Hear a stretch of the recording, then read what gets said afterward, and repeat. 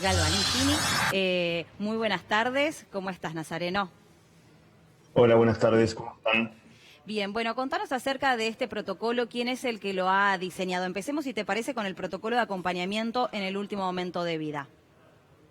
Bueno, este protocolo se comenzamos a trabajar en el sanatorio ya hace aproximadamente 2 meses.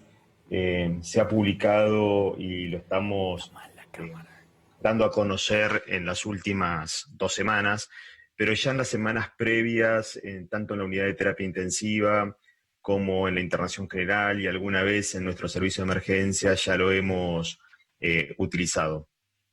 La verdad es que el concepto de la muerte en soledad que se comenzó a presentar cuando comenzó esta pandemia de COVID-19 y que todos asumimos que el paciente no podía estar acompañado, Sí. lo empezamos a evidenciar todos como un problema y como una dificultad. Y la verdad que varias instituciones en paralelo comenzamos a trabajar y a diseñar estos Ujú. protocolos. También se publicó un documento a partir del Foro Intersocietario de Medicina, donde participaron varias asociaciones científicas. Y bueno, nuestro protocolo básicamente lo que busca es generar una mejor contención al familiar, una mejor contención al paciente, evitar la muerte en soledad, facilitar el duelo para la familia y hacerlo de la forma más segura para todos, ¿no? Para paciente, para familiar, para acompañante y también para el personal. Claro, seguramente tendrá que ver, Nazareno, ¿qué tal? Bernardo Mañago soy.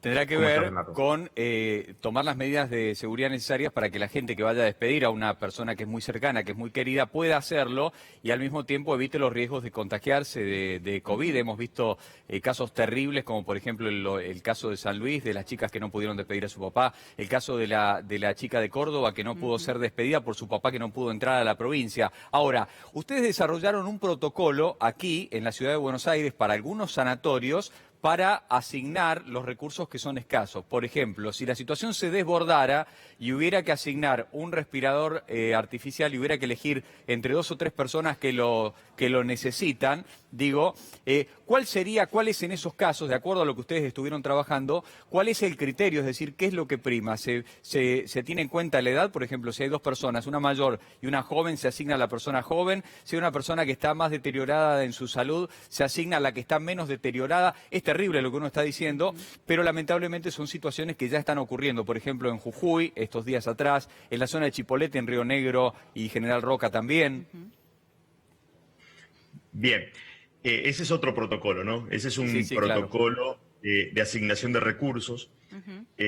Habitualmente los recursos se pueden limitar en 2 situaciones distintas. Y quizás la primera para los que hacemos emergencias o los que participamos en prehospitalario, en emergencias, en terapia intensiva, eso es una situación más frecuente. Este es el ejemplo de un accidente con víctimas múltiples, como fue la situación de AMIA o de Cromañón, donde ya está conocido internacionalmente y está definido que existe lo que se llama un triage de asignación de recursos y lamentablemente en esa situación aquel paciente que su condición es casi de premortem justamente no es el que accede al recurso porque se intenta que el mismo sea utilizado por un paciente que tiene una mayor probabilidad de Claro, sobrevida. claro, Eso es algo que está muy claro en esas situaciones. claro, claro. Pero en la situación de pandemia, la verdad que no ha habido muchas de estas situaciones en los últimos años, ¿no? Nosotros, primero, también dentro del sanatorio, dentro del comité de bioética del sanatorio, que está encabezado por el doctor Ignacio Magli, con el apoyo de la dirección, pero también fuera del sanatorio, esto es también en un foro de sociedades científicas, trabajamos y se generaron documentos. El foro de sociedad científica lo generó allá por mayo de este año, se publicó en la revista Medicina en julio de este año, unas recomendaciones éticas para la atención de los pacientes COVID. Y en esas recomendaciones se trabajó tanto algunos aspectos bioéticos, el uso de los cuidados paliativos en los pacientes COVID, porque eso es fundamental también cuando vamos a hablar de asignación de recursos, y la elaboración de una propuesta para la elaboración de una herramienta que nos permita facilitar, vamos a poner una palabra y un término que es difícil por la situación que estamos hablando, pero facilitar la toma de decisiones. Ahí tendríamos que tener quizás tres grandes puntos. Primero los criterios en los cuales se basaría, ¿no?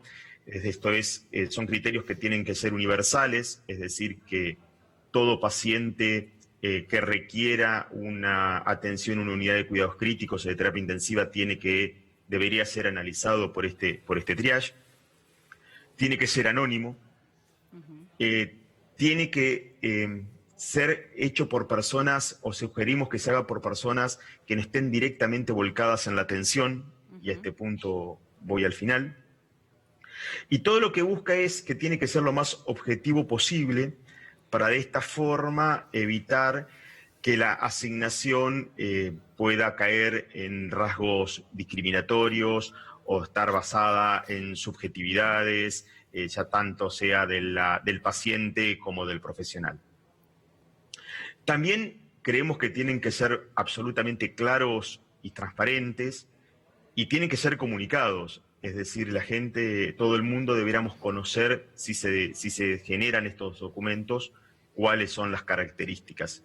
Y esto facilitaría esta tremenda situación. Claro.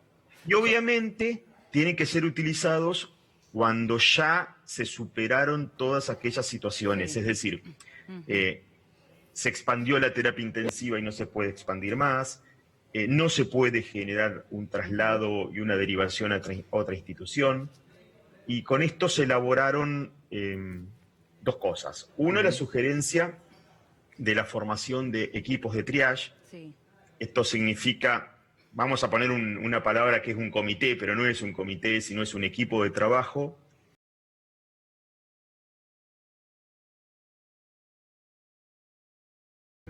bioesticistas, que se sugiere que sean 3, y que los mismos sean los que por encima y por fuera de la atención directa colaboren con el profesional o tomen esta priorización, evitándole también al profesional que está en la atención directa esto y por tanto disminuyendo su carga y una gran situación que es lo que se llama distrés moral, que es esta dificultad de tener que estar tomando estas decisiones. Seguro, Nazareno, ya para ir cerrando porque tenemos poco tiempo, pero preguntarte cómo están la ocupación de las unidades de terapia intensiva en los sanatorios en los cuales vos te desempeñás.